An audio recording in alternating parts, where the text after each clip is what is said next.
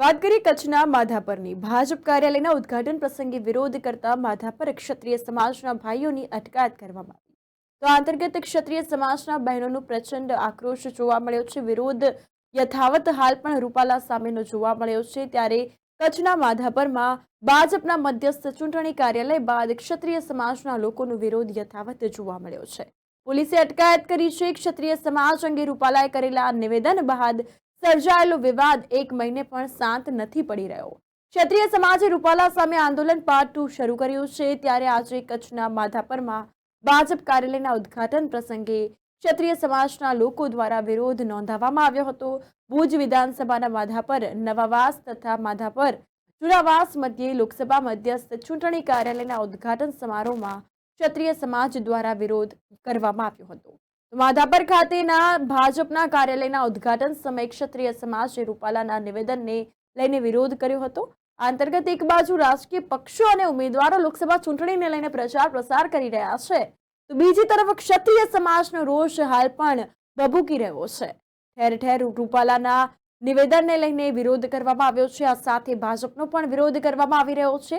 ત્યારે આજે ભુજ વિધાનસભાના માધાપર નવાવાસ અને માધાપર જુનાવાસ વચ્ચે લોકસભા મધ્યસ્થ ચૂંટણી કાર્યાલયના ઉદ્ઘાટન સમારોહમાં ક્ષત્રિય સમાજ દ્વારા વિરોધ કરવામાં આવ્યો હતો।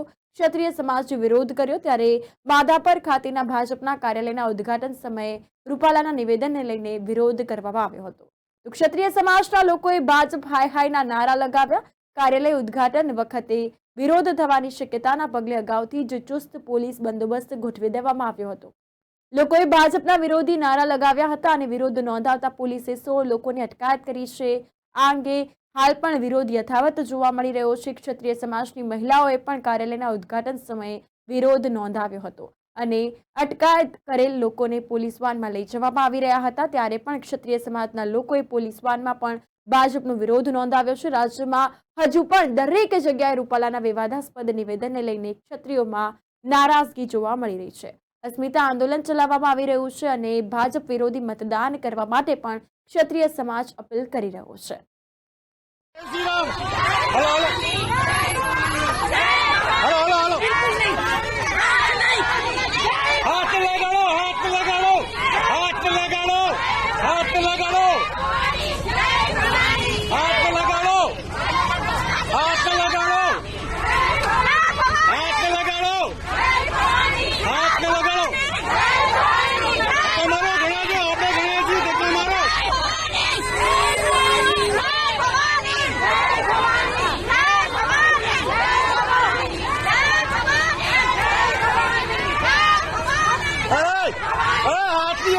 हाथ में लगाओ जय भवानी बोला खाली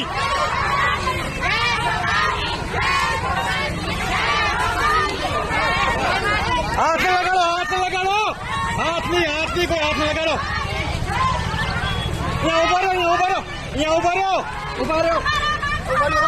हमारा भाइयों ने मुक्त करो जो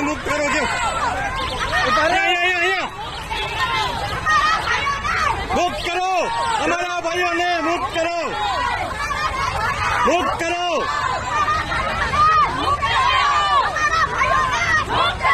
हाँ बस ईद करो जय भवानी बाकी